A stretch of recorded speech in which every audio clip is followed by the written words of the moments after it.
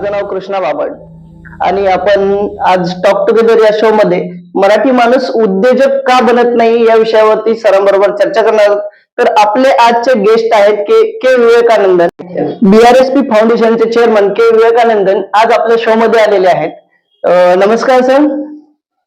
तर वरळी विभागातील के विवेकानंदन सर मागील 15 वर्षापासून वरळी विभागामधील मराठी माणसाचे आर्थिक प्रश्न कसे दूर व्हावेत या विषयावरती नेहमीच प्रयत्नशील राहिलेले आहेत. चला तर मित्र, आपण आता वळूयात आपल्या मेन मुद्द्याकडे, शोकडे वळूयात.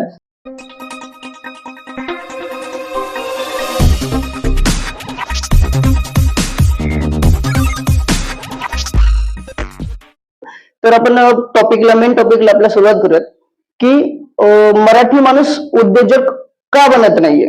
याचे मूळ कोणते कोणते तत्व असू शकतात की आपण त्या विषयाला पकडून काम करत नाहीये किंवा आपण त्या विषयावरती चर्चा करत नाहीये, असे कोणते असू शकतात असं तुम्हाला वाटतं?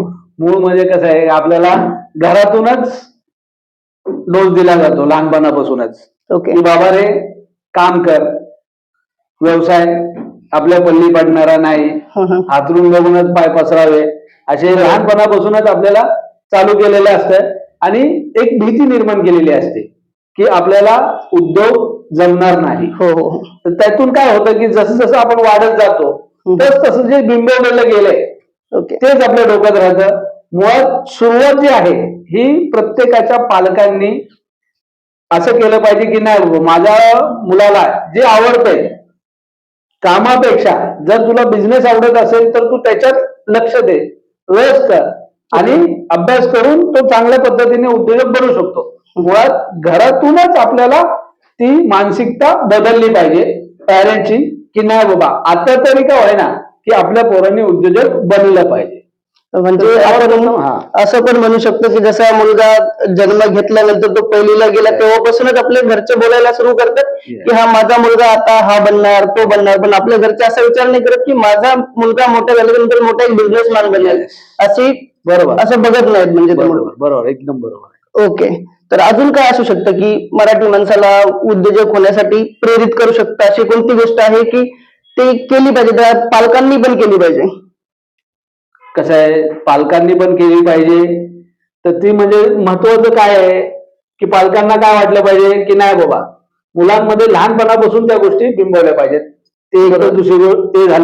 दुसरी गोष्ट की ठराविक पैसा ह्या गोष्टीसाठी राखीव ठेवला पाहिजे.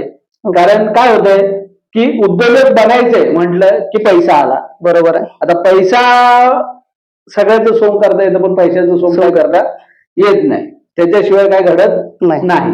आता स्टेटने काय केलेलं आहे, बऱ्याचशा उद्योजकाच्या योजना काढलेल्या आहेत. ओके. प्रत्येक राज्यामध्ये उद्योजकाच्या योजना आहेत. आता त्यातले जर लक्षात घेतलं तर मुख्यमंत्री रोजगार निर्मिती कार्यक्रम बऱ्याच प्रमाणात चाललेला आहे. काय काय ठिकाणी तुम्ही जर चेक केलं तर फूड व्हॅन दिसतील. बरोबर, त्याच्यावरती ते दिसेल तुम्हाला की मुख्यमंत्री रोजगार निर्मितीतून ते आलेलं आहे. पण ह्या स्कीम मध्ये शासकीय सर्व्हिस सेक्टर जर बघितलं तर 10 लाखाची हे आहे आणि मॅन्युफॅक्चरिंग जर टाकला धंदा तर 50 लाखाची मर्यादा आहे. ओके. त्याच्यामध्ये 25% सबसिडी आहे कास्टच्या वर्गाला. ओके. आणि 10% सबसिडी आहे सर्व जातीच्या लोकांना. ओके. म्हणजे हे असं नाही की फक्त कास्टवाल्यांसाठीच आहे, सर्व जातीच्या लोकांसाठी. फक्त सबसिडीमध्ये 25% आणि 10% असा फरक आहे. पण त्यात पण काय होतंय की ओन कॅपिटल जे आहे ते 10% असावं. ओके.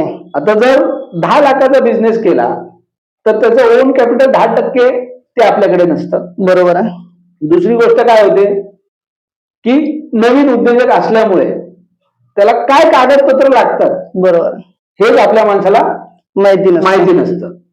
तर मुळात काय केलं पाहिजे की कोणता धंदा करायचा आहे तर त्याच्यासाठी लागणारे जे कागदपत्र आहेत पहिली त्याची माहिती घेतली पाहिजे.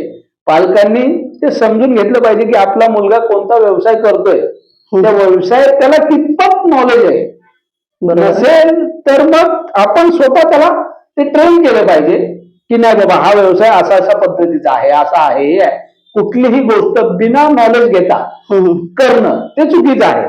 तसे की आता शासनाचे अनुदान आहे, शासन मदत करतंय म्हणून बरेच पालक म्हणतील पण की चला करा, बरोबर. आणि उद्योजकाला उतरवतील. पण पुढे जाऊन त्या मुलाचं नुकसान होईल. कारण काय होतं, ह्यातले 25% तर सबसिडी आहे, पण 70% बँकेचं लोन येते. बरोबर आहे. मग ते लोन, त्याच्यावरती इंटरेस्ट आणि तो धंदा, हेही जमलं पाहिजे. मग ह्याच्यासाठी पालकांनी आपल्या पाल्याला पूर्ण ट्रेन केलं पाहिजे, तरच त्या गोष्टीत उतरलं पाहिजे. आता मुळात काय होतंय की पॅरेंट्स ह्या गोष्टीला पहिलेच प्राधान्य देत नाहीयेत. त्याच्यामुळं तरुण वर्ग काय करतो की घरी सांगायलाच घाबरतो. कचवतो. बाहेरून काय माहिती मिळते त्या आधारे धडपड करत करत करत कसा तरी कागदपत्र गोळा करून बँकेत पोहोचतो. बरोबर आहे. पण बँकेत पोहोचल्यानंतर बँकेची काही पॉलिसी आहे. बँक काय करते की एकतर गॅरेंटर आण, बरोबर आहे. तुझ्याकडे कोलॅटर काय आहे, काय घाण ठेवतोयस. बरोबर आहे. आता तसं बघायला गेलं तर 10 लाखापर्यंत कुठलेही गॅरेंटर न ठेवता फ्री लोन दिलं पाहिजे. म्हणजे इंटरेस्ट नाही, पण गॅरेंटर नाही, कोलॅटर नाही. ह्या स्कीमचं नाव आहे CGTMS म्हणून. ओके. त्याची गॅरंटी गव्हर्नमेंट घेतं 10 लाखापर्यंत. 10 लाखापर्यंत तुम्ही Yes. भांडवल बँकेकडून घेऊ शकता. येस, ह्याची गॅरंटी गव्हर्नमेंट देतं. पण कुठलीच बँक त्या तरुणाला अवेअर करत नाही. ते 10 लाखाच्या आतलं जरी लोन असेल तरी त्याच्याकडून गॅरेंटर घेतात, कोलॅटर घेतात. ओके. आता हे राहणारी जी लोक आहेत हे उभी राहतच नाहीत. कारण काय म्हणतात, तू बाबा नवीन उद्योजक आहेस, तुझ्यासाठी मी का उभा राहू. बरोबर आहे. आणि मग हे नाही म्हणून बँक अडवते. दुसरं काय करते की तरुण पोरं असल्यामुळे ते क्रेडिट कार्ड आयटम निघालेला आहे, त्याच्यावरती शॉपिंग होते, मोबाईल वगैरे हे सगळं. बरोबर आहे. आणि मग त्याचे हप्ते थकले की अशा काही कंपन्या आहेत प्रायव्हेट्स जे लोकांचं सिव्हिल जाणीवपूर्वक डाऊन करतात. बरोबर आहे. जाणीवपूर्वक डाऊन करतात. एक तर तुम्ही काय घेतलं नाही तर तुमच्या पाठी लागतात घ्या, क्रेडिट कार्ड घ्या वगैरे. आणि त्यांच्या टर्म्स अँड कंडिशन मध्ये तुम्ही ते हप्ते पे नाही केले की धडाधड तुमचा सिव्हिल खाली डाऊन करून टाकतात. आणि हे ठरवून केलेलं आहे. ओके. मराठी माणूस दिसला की त्याचा ऑटोमॅटिक खाली करायचं. ओके. म्हणजे मराठी माणसाला बँकेत सुद्धा प्राधान्य दिलं जात नाही. जसं मराठीमध्ये मुंबईमध्ये मराठी माणूस जसं जसं कमी होत चालला तसं बँकामध्येही मराठी माणसाला कमी केलं जातंय. बरोबर. मुंबईमधून तर आता कमीच होत झालाय. कारण गिरणी कामगाराचे जे आहेत त्यांना बोलले होते की तुम्ही जिथं कामाला आहे, जिथली गिरण बंद होणार तिथल्या लोकांना तिथंच बांधून दिलं जाणार होतं. पण आता लॉटरीमध्ये त्यांना मुंबईच्या बाहेर टाकतात. म्हणजे जे गिरणी कामगार मुंबईमध्ये काम करत होते त्यांचं स्वतःचं हक्काचं घर होतं, त्यांना त्या जागेवरती न भेटता मुंबईच्या बाहेर घर भेटतं. जाणीवपूर्वक केलेलं आहे.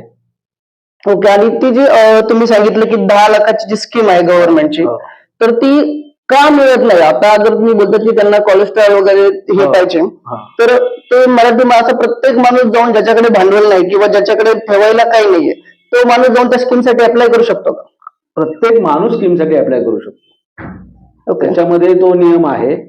फक्त अडचण कुठे आहे, आता त्या स्कीमचं नाव आहे CMEGP, chief minister employment generation programme, मुख्यमंत्री रोजगार निर्मिती कार्यक्रम. ह्या कार्यक्रमाचे आता ज्याला अप्लाय करायचे त्यांनी ह्याचा पहिला GR वाचला पाहिजे. बरोबर, नेमकं हे काय आहे, ओके, हे कुणासाठी दिलं जातं, त्याच्यात आपण बसतोय का, नसेल तर काय काय कागदपत्र लागतात ती तयारी केली पाहिजे. ओके. सगळं फुलफिल घेऊन मग अर्ज भरला पाहिजे. अर्ज भरला, मंजुरी झाली, इकडून मंजुरी होती, कुठून, जिल्हा उद्योग केंद्रातून. बरोबर, कारण त्यांचे फक्त 25% सबसिडी. मग राहतं बँक जी 70% पैसा देणार आहे. बँकेत जेव्हा प्रस्ताव जातो त्यावेळेस बँक अशी अडवते.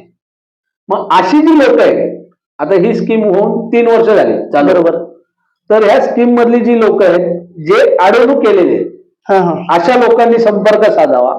आपण त्यांना त्यांच्या बँकेत ते डिस्बर्स मिळवून देण्यासाठी प्रयत्न करू. हा, आणि आपण दर्शक यावरती पण की या योजनेसाठी कोणते कोणते कागदपत्र लागणार आहेत त्याबद्दलही सर आपल्याला माहिती देणार आहेत. आपण नेक्स्ट एपिसोड मध्ये या कागदपत्रावरती विषयावरती आपण एक चर्चा करूयात आजचा. परंतु आता आपण यंग जनरेशन मध्ये पण बघतो की कितीतरी मुलं बिझनेस कडे वळायचं सोडून स्पर्धा परीक्षेकडे वळतात, की त्याच्यामध्ये ते 2 वर्ष 3 वर्ष 4 वर्ष हे करतात, बेजार होतात, परंतु त्यांना ते दोन्ही मग भेटत नाही. पण त्यांनी काय केलं पाहिजे?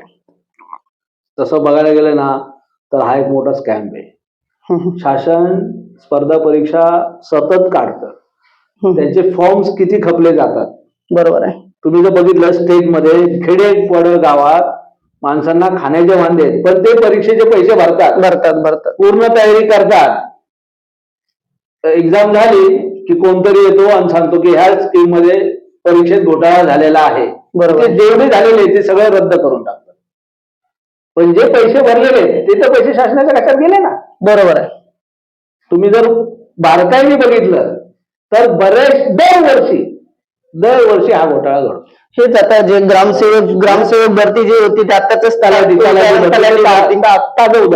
ताजं उदाहरण. त्याच्यामध्ये कितीतरी करोडो लोकांनी लाखो लोकांनी फॉर्म भरले आणि ते त्याच्यानंतर एक्झाम झाली, प्लेसमेंट नाही. ताजं उदाहरण. ठीक. आणि असे बरेच आहे, असे बरेच. म्हणून आपण काय केलं पाहिजे, सरकारी नोकरी असलं तर वाईट नाहीये, चांगलं आहे, पण जास्त पाठी न लागता आपल्याला काय गरजेचं आहे, आपण काय करू शकतो ह्याचं आत्मपरीक्षण करून ती गोष्ट करावी. आपल्याला वाटतं की नाही बाबा आपण त्याच्यासाठी फिट आहे तर तुम्ही ते करा, पण कोण बाजूवाला करतोय बरोबर म्हणून त्याच्यासोबत मी सकाळी उठून पळायला जातो आणि मग मी सिलेक्ट होत नाही, तर मग त्याची चुकी नाही. बरोबर. आपल्याला वैयक्तिक स्वतःला अनुभव वाटला पाहिजे की मी नेमकं काय करू शकतो. बरोबर. ते स्वतःहून डिसाईड करून त्यांनी ती साईड निवडली पाहिजे. बरोबर आहे. जसं की हे बघा, आता आपण बिझनेस मध्ये बघतो की दुसऱ्या प्रांतामधले लोक असतात, ते येतात, त्यांच्या अजून नातेवाईक येतात, त्यांचे रिलेटिव्ह येतात आणि ते त्यांना बिझनेस देतात की बाबा तुला मी हेल्प करतो, तू माझ्या शेजारी एक दुकान चालू कर. तसं मराठी माणसामध्ये होतं असं तुम्हाला वाटतं का, की मराठी माणूस ज्यावेळेस बिझनेस करायला जातो त्याच्या विरोधात 2-4 लोक तरी उभेच असतात नेहमीच? बरोबर आहे, ते तसं होतच नाही. कारण त्यांच्याकडे कसं आहे, त्यांच्याकडे ती आपुलकी आहे. बरोबर. ते त्यांच्या लोकांना जवळ करतात. बरोबर. आपल्यामध्ये ते दिसून येत नाही. आपल्यामध्ये काय होते, तू जर वाढला तर मी तुला कसं कमी करेन हेच बघितलं जाते. त्याच्यामुळं तू जी गोष्ट आहे ती आपल्यामध्ये चेंजेस झाली पाहिजे, आपल्यामध्ये आपुलकी आली पाहिजे, आपल्या लोकांना हात देण्याची जी इच्छा आहे ती आपल्यामध्ये निर्माण झाली पाहिजे. ऍक्च्युली ही गोष्ट छोटी नाहीये, हे अवेअरनेसचा भाग आहे. हे लोकांमध्ये जागरूकता. आता तुम्ही तुमच्या चॅनलच्या माध्यमातून लोकांना आव्हान करा आणि लोकांमध्ये ती जागरूकता निर्माण करा. एकमेकाला सहकार्य झालं पाहिजे, कारण जर सहकार्य झालं तरच मुंबईमध्ये मराठी माणूस टिकू शकतो, नाही तर ते अवघड आहे, अशक्य आहे. ठीक आहे, तर आपण अजून असं म्हणू शकतो की जर मराठी माणसाने उद्योगाकडे जर वळला नाही तर मुंबईचा काही दिवसांचाच पाहुणा राहील मराठी माणूस. कारण की जर आता आपण साऊथ मुंबई वगैरे बघितले किंवा अंधेरी वगैरे साईड जर बघितली तर इथे एवढ्या प्राईस वाढलेल्या आहेत. तर त्याच्यामध्ये इन्फ्रास्ट्रक्चर मध्ये बघा, घरांच्या बघा, त्यांचे टोल टॅक्स वगैरे हे असे वाढलेले आहेत की ज्याच्यामध्ये नॉर्मल माणूस सामान्य जीवन जगू शकत नाही अशा एरियामध्ये. तर मग जर तो बिझनेस मध्ये नाही उतरला किंवा उद्योजकतेमध्ये जर नाही उतरला तर मला तर असं वाटतं की कदाचित त्याला मुंबईमध्ये राहणं अशक्य होईल. ह्यामध्ये ना काही पार्ट आहे ना राजकारणाचा पण येतो. बरोबर. काय आहे, ज्यावेळेस मुंबई निर्माण झाली तेव्हापासून बीएमसी वरती सत्ता ही शिवसेनेची होती. ओके. शिवसेना जो पक्ष आहे तो बाळासाहेबांचा पक्ष जो होता त्याची सत्ता होती. मराठी माणूस जो आहे त्याला सेनेच्या वॉर्डमध्ये काम न देता त्यांना सांगितलं की बाहेर वडापावच्या गाड्या टाका, झुणका भाकर केंद्र टाका. तो माणूस तेवढाच मर्यादित राहिला. पण मोठे कॉन्ट्रॅक्ट जे आहे हे गुजराती मारवाड्यांनी घेतले. बरोबर. त्यामुळं त्यांची प्रगती झाली.